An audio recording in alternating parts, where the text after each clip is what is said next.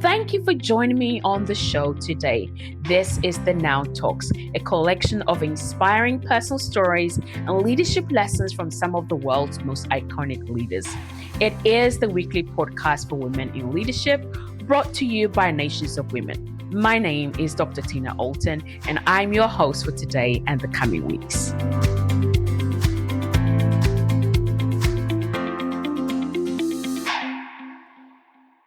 Really, this topic came about as I've been reading a book called Nehemiah, and really just learning about the life of this guy, Nehemiah, who was a leader.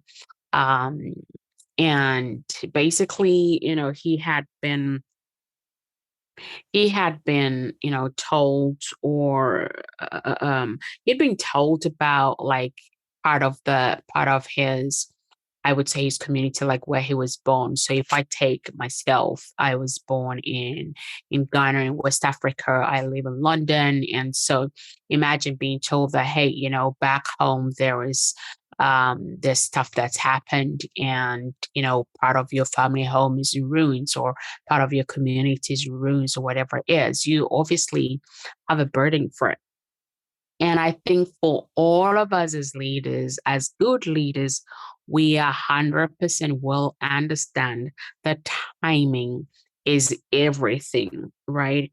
And so I want us to look at why then, if timing is everything, and if our leadership is not just about what we do, but when we do it, then I want us to explore, like, why do we procrastinate? Why don't we do, the things that we have to do? Why do we delay sometimes? And I've got here like six key areas that we can look at that will eh, really help us explore why we don't do things on time, and why it is important to develop new habits that actually enables you to do what you have to do in the time that you need to do it. Because if you get the timing wrong, then it actually sometimes might not even carry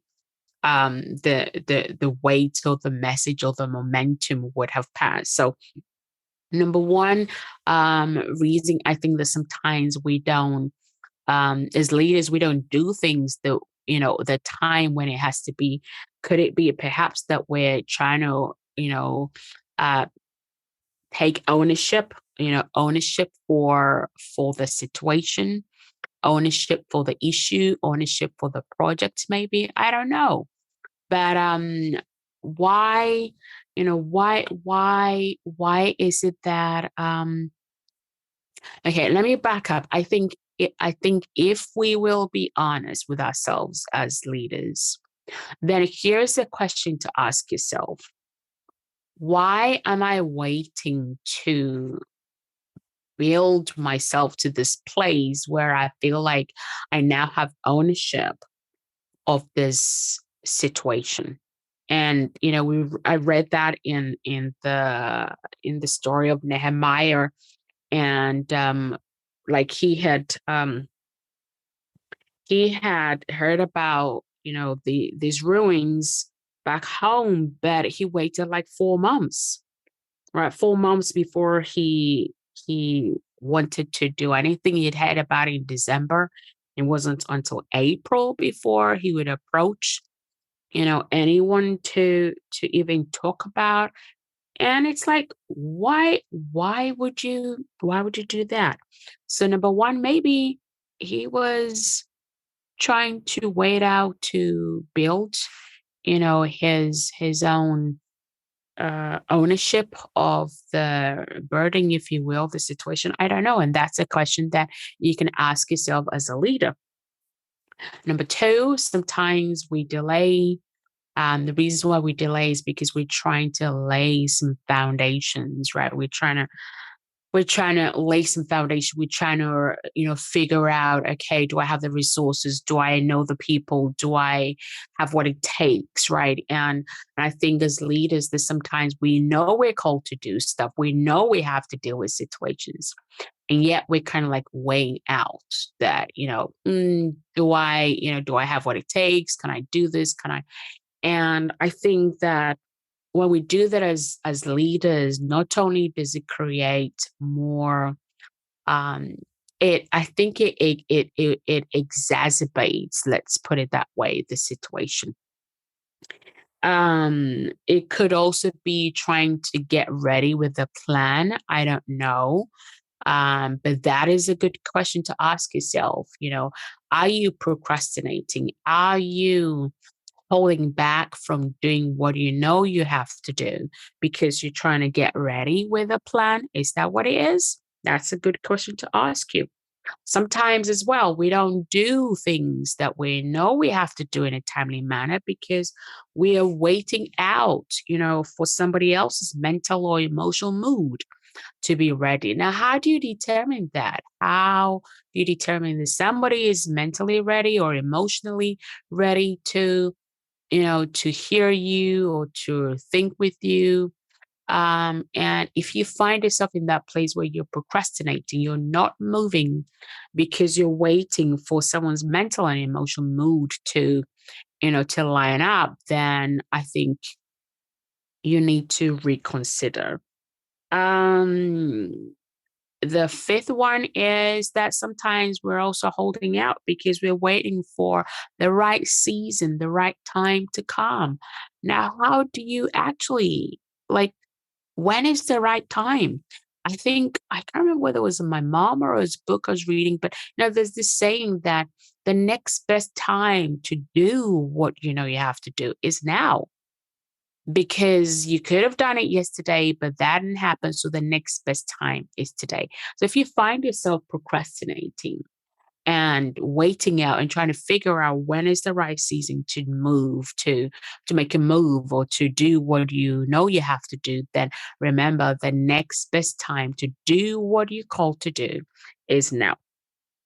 And the sixth one is that sometimes we're waiting for maybe trust to develop, for example, between ourselves and somebody else. But I want us to now focus a little bit more on how actually are you going to build the trust? Because trust does not just come, right?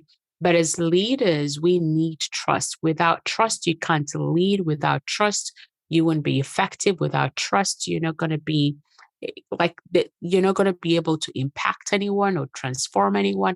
They just will not be, it just won't work. I don't think you can be a good leader. You can lead well where there is no trust. Now, trust is the product, is the fruit of integrity, right? And I think we all, as leaders, we all value friends who we think are trustworthy, or we value, let's say, even whether it's buying an air ticket, like we want to buy from an airline, we think they are trustworthy, or we go to supermarkets, like I'm going to go to, let's say, Walgreens, for example, because I think they're trustworthy, or I'm going to go to Sainsbury's or Tesco's or whatever it is, in the UK, you can say they're trustworthy.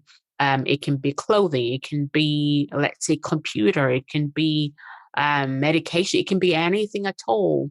In all of our everyday choices, we want to choose a company that we think is trustworthy. And so trustworthy comes with integrity, right?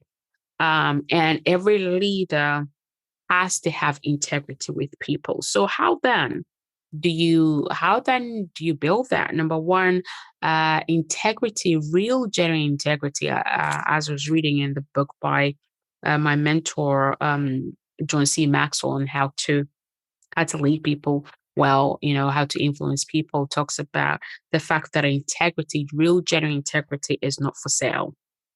And I think we see integrity in the character of people, right? Character comes up in issues, in everyday aspects of our lives. Our character is what shows up every single day as we are leading and living our lives. Now, I once sat with a group of friends, leaders, and something had happened. And it was like there was just blank silence. Blank silence, everybody's staring. We're all staring at the elephant in the room. We know there is an elephant in the room, and yet, like, nothing is said, nothing is spoken. And I think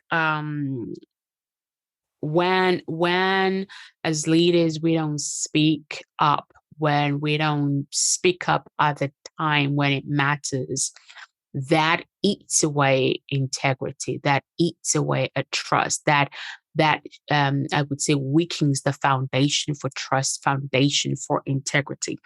And so the integrity is always about the small things.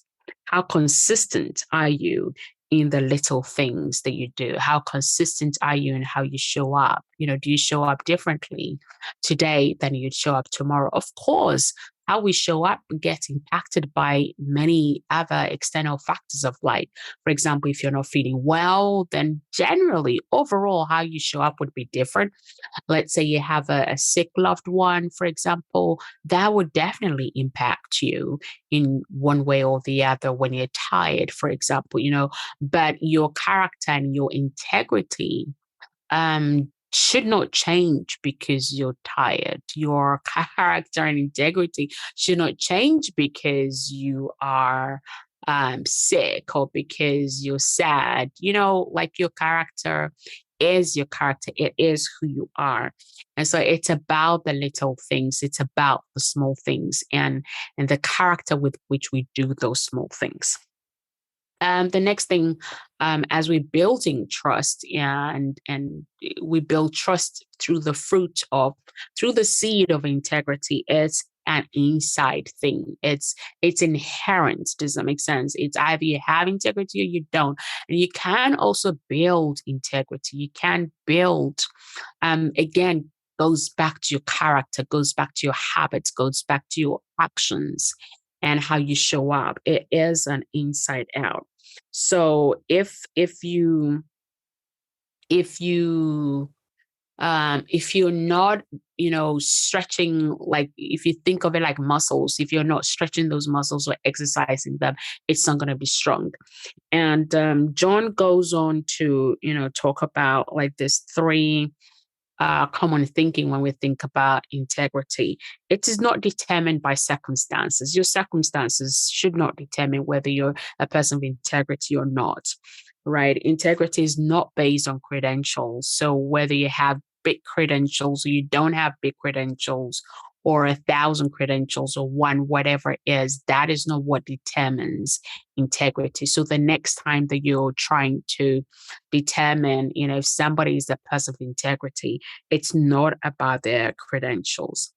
And the other thing is integrity is not, it's not your reputation, right? Integrity, I think sometimes is confused with reputation. And so a good reputation is good, right? If we read, there's a story about a king. His name was Solomon. He was a king of ancient Israel, and he talks about the fact that a good name is much more desirable than great riches, right? And so it's like a good reputation exists because it is a reflection of your character. So your reputation is a reflection of your character. Um, so it's like if a good reputation is like gold, then having integrity is like owning the mine, right? The mine, if you will. And so you have to give attention to your inner character because your character is the who you are. Now, here are some good questions you can ask yourself if you're trying to measure your own integrity or maybe the integrity of somebody else. How well do you treat people from whom you can get nothing from, right? Because we all on a journey in life, and there's some, perhaps where we're at that um there's some people that can't give you anything, they can't reciprocate anything, and that's okay. So how well do you still treat those people who perhaps can give you nothing, right? Are you transparent with others? Are you actually transparent with others, or do you go around the bend, and it's like there's this big, massive veil. Are you transparent? Another question to think about is, are you the same person when you're in the spotlight, or you're different when you're not the one in the spotlight? That's a great question to ask, and a great way to measure your own integrity, as well as somebody else's integrity. Another way to measure is, do you quickly admit wrongdoing without being pressed to do so? Right? We all get it wrong. We all make mistakes. We all, say the thing that we shouldn't have said, or we all do that. I don't think anybody is immune from making mistakes or making errors. But when you make a mistake, do you quickly admit it? Or does it really have to be pressed out of you like a grape seed, right? Or anyway, that's a great way to measure integrity for yourself as well as others as well. Do you put other people ahead of your own agenda? Do you have an unchanging standard for moral decisions? How do you make decisions where, your morals are concerned? Or is it your circumstances that determine the choices you make? Do you make difficult decisions even when they have a personal cost attached to it, right? When you have something to say about people, do you talk to them or about them? Now, I don't know about you, but I've been in so many situations where people will talk about me, and sometimes quite unkindly. How do you deal with that, right? I think it comes back to us as leaders, is when we talk about other people, do we say kind things about them, or do we talk about them? When you're talking about somebody, that's like, when you're gossiping about somebody or slandering somebody or trying to cut someone's heels, whatever that looks like. But do you talk about, quote unquote, about other people? Are you accountable to somebody else for what you think and for what you say? Right. And integrity should be your good friend. Integrity is also your friend's good friend. And the benefit of having integrity is trust. And so if you think about the world in which we're in now, we're all there is just a shortage, if you will.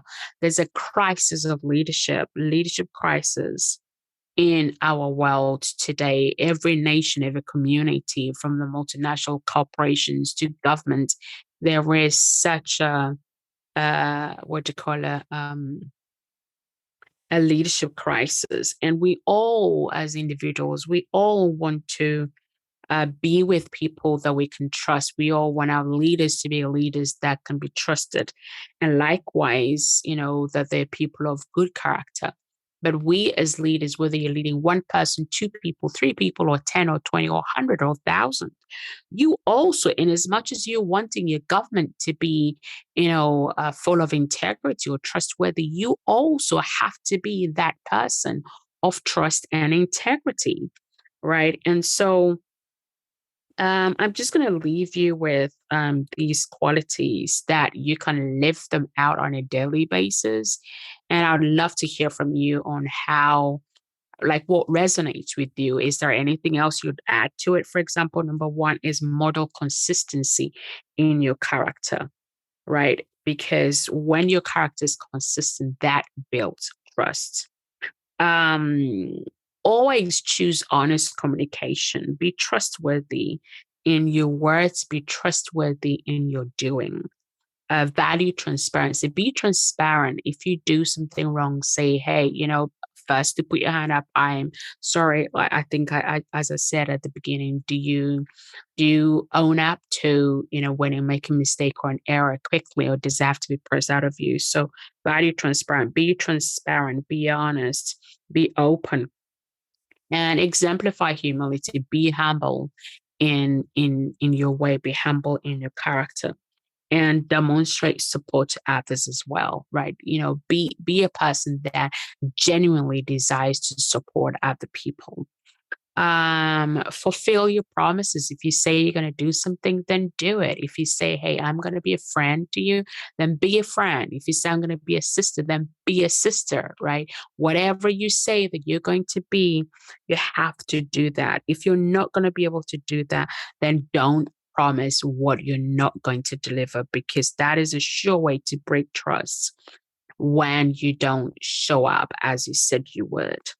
And have an attitude of service. Service is where you genuinely pour out into others, right? Genuinely help other people, genuinely serve other people. Um, and always, encourage engagement. I think if you're leading other people and there's no way for them to express, hey, I'm not too sure about that, or I don't understand that, or I don't agree with that, if there's no room for them to, I would say, to engage with you, then that's not leadership. That's just rulership. That's just tyranny, or dominating people. And we as good leaders are people that lead with integrity, and people that lead and build the foundation of trust. When you build trust, you basically have the benefits and the harvest of reliability and confidentiality. Like when you're a person of trust, people find you reliable, people will confide in you, right? um and how do you maintain your integrity? Because my goodness, the life always is happening, and there will be things that will there will be things that would happen that can potentially make you choose. We talked about, how do you make decisions, how do you make moral decisions, how do you make difficult decisions when there is a personal cost attached to it. But if you decide that, what, hey, I can't be bought, I can't, there's no price for me, then you maintain that integrity and trust.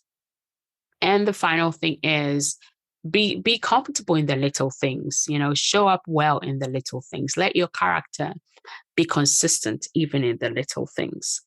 And every day you do what you said you're going to do is going to edge you every day closer to building a solid foundation of trust, and ultimately a character that is founded in integrity. I hope you found this valuable. I would love to hear from you, maybe your story on how I don't know, maybe you lost integrity, you lost trust, or how did somebody lose your trust? Right? What did they do? What could they have done differently? How do you measure trust with somebody? How do you measure integrity with somebody? How do you actually watch your own character? And how are you showing up? Are you consistent in your character? I would love to hear your story. I would love to hear your thoughts. I'd love to hear, what do you think about all of this? And until I come your way next time, remember that your character is who you are, and your character should be, as a leader, should be full of integrity. And as you walk with integrity and as you lead with integrity, you ultimately reap the benefit and the fruit of trust. Have a wonderful week. Until I come your way next time, it's goodbye from me.